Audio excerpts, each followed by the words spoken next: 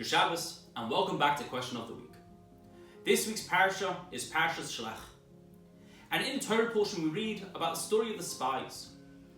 12 individuals whose mission it was to study the lay of the land of Canaan, to see its weak points, its strong points, to check out the citizens, and to return and report back to Moses the best way to conquer the land.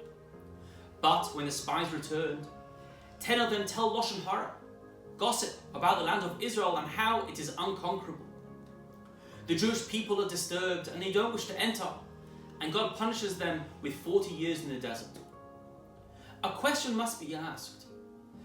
These spies, these 10 spies that say Lashon Hara, they were upright and righteous individuals. They were the leaders of their tribes. So what was going through their minds to say Lashon Hara and to lead on to a very unfortunate series of consequences? The commentaries answer that these individuals realized that there'd be a change in the lifestyle for the Jewish people. Up till now, the Jews had spent their time studying God's wisdom, spiritually involved only. There was no physical distractions. Every physical need was taken care of. They had manna, food from heaven. Their clothes grew on their back.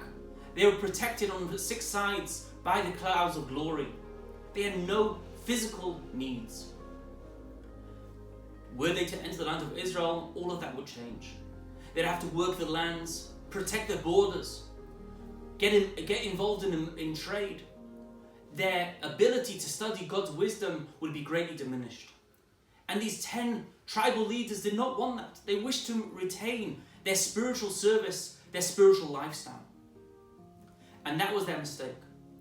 Their purpose for entering the land of Israel wasn't to be spiritually immersed, but rather was to be physically immersed and reveal the spiritual within the physical world around them. To take the soil, to take physical items, to be immersed in business and show how it conceals and in turn reveals God's spirituality and holiness. So too in our life, our purpose is not to be fully immersed in the spiritual, but rather to engage with the physical world around us, to be engaged in business, to be engaged in the coarse, superficial reality of our world, and reveal the spirituality that is contained therein.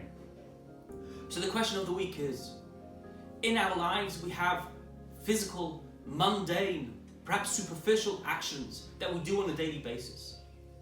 Which action this week do you want to take on for yourself to reveal the holiness, the spirituality, the godliness that is contained therein?